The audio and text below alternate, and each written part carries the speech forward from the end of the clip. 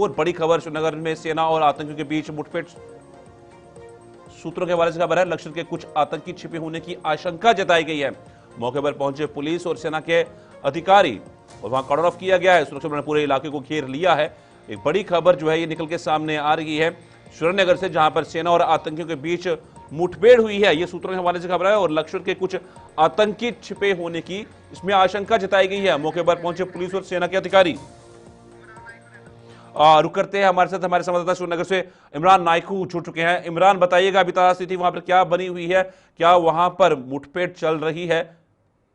जी बिल्कुल, ये श्रीनगर का जो आउटस्कर्ट्स है, अपर रीचेस दाचिगाम इलाके का, वहां पे अभी रिपोर्ट्स आ रही है कि कांटेक्ट एस्टैब्लिश हुआ है मिलिटेंट और सिक्योरिटी फोर्सेस के दरमियान। और अभी जो इतलात हैं, फायरिंग हो रही है और बताया जा रहा है कि 2 से 3 जो लश्कर तोयबा के मिलिटेंट हैं वो छुपे हुए हैं। और सोर्सेज बता रहे हैं कि लश्कर तोयबा के टॉप कमांडर इस दाचिगाम आउटस्कर्ट्स जो जंगल है श्रीनगर का, वहां पे छुपे हुए हैं। और इस एनकाउंटर की इंडियन आर्मी ने भी कंफर्मेशन की है और उन्होंने इस एनकाउंटर को निदवास का नाम दिया है और महादेव का नाम दिया है, जो इस वक्त श्रीनगर के आउटस्कर्ट्स में जारी है। और इस वक्त फायरिंग हो रही है और मजीद जो सिक्योरिटी एहलकार है, जो डिप्लॉयमेंट है, वो बढ़ा दी गई है और पूरे इलाके को कॉर्डन ऑफ किया गया है। और जितने भी एंट्री और एग्जिट पॉइंट्स है इस इलाके के जहां पे ये एनकाउंटर जारी है, उसे फिलहाल सील कर दिया गया है और फायरिंग का तबादला जारी है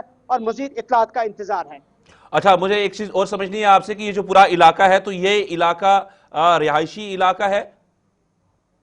नहीं जी, ये जो एरिया है श्रीनगर का आउटस्कर्ट्स है, काफी लाल चौक से काफी दूर है। ये जो जबरवन पहाड़ों के ऊपर से जो जंगल है, बिल्कुल उस जंगल, इससे आपको याद होगा कि इस जंगल में पिछले बार भी एनकाउंटर हुआ था। एक बार वहां से मिलिटेंट फरार होने में कामयाब हुए थे, दूसरी बार वहां पे उनको दोबारा से जब कांटेक्ट एस्टैब्लिश हुआ था तो उस वक्त एक मिलिटेंट को मारा गया था। लेकिन आज एक और उसी एरिया में ये जो है कांटेक्ट एस्टैब्लिश हुआ है, जहां पे ये इस वक्त फायरिंग जारी है और मजीद तफसीलात जो है उसका इंतजार है। बिल्कुल इमरान, ये समझेंगे क्या कोई आधिकारिक बयान सामने आया है किसी का, बताया गया कि कितने आतंकियों होने की ये इनपुट है और ये इनपुट किस तरह से मिली है जो भी वहां पर आतंकी को घेरा गया है? सिक्योरिटी एजेंसियों को बताया जा रहा है कि उनको पहले से ही जो इनपुट्स मिले थे मिलिटेंटों के इलाके में छुपने की, और उन इनपुट्स की बुनियाद पर कल शाम से ही पूरे एरिया को कॉर्डन ऑफ किया गया था। ये जंगली इलाका है, ये फॉरेस्ट एरिया है, डेंस फॉरेस्ट है वहाँ पे। और उन इनपुट्स की बुनियाद पर आज सुबह से ही जो सिक्योरिटी एजेंसीज का जो कोऑर्डिनेट सर्च ऑपरेशन है उसको इंटेंसिफाई किया गया।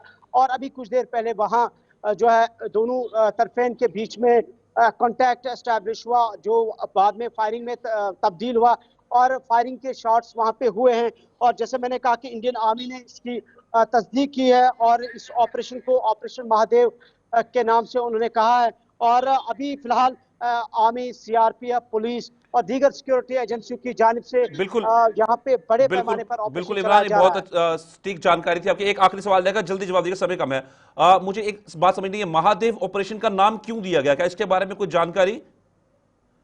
अभी इसकी कोई जिस तरह से मैंने कहा, चूंकि ये सेंसिटिव इश्यूज होते हैं और खासकर ये जो सिक्योरिटी का मामला होता है, और जाहिर सी बात है ये ऑपरेशन इंडियन आर्मी ने जिसका महादेव नाम रखा है, तो ये आर्मी ने बड़े सिक्योरिटी एजेंसियों का एक अपना एक इसमें जाती तौर पर पॉइंट ऑफ व्यू होता है कि किस चीज को वो किस तनाजुर में नुक्ते नजर से देखते हैं। बिल्कुल, धन्यवाद इमरान। ये जो धन्यवाद इमरान, पूरी जानकारी साझा करने के लिए, हमारा जुड़ने के लिए। जिस तरीके से एक बड़ा एनकाउंटर वहां पर चल रहा है और कुछ आतंकी वहां पर छिपे होने की आशंका भी जताई गई है और रुक रुक के गोलीबारी भी वहां पर चल रही है।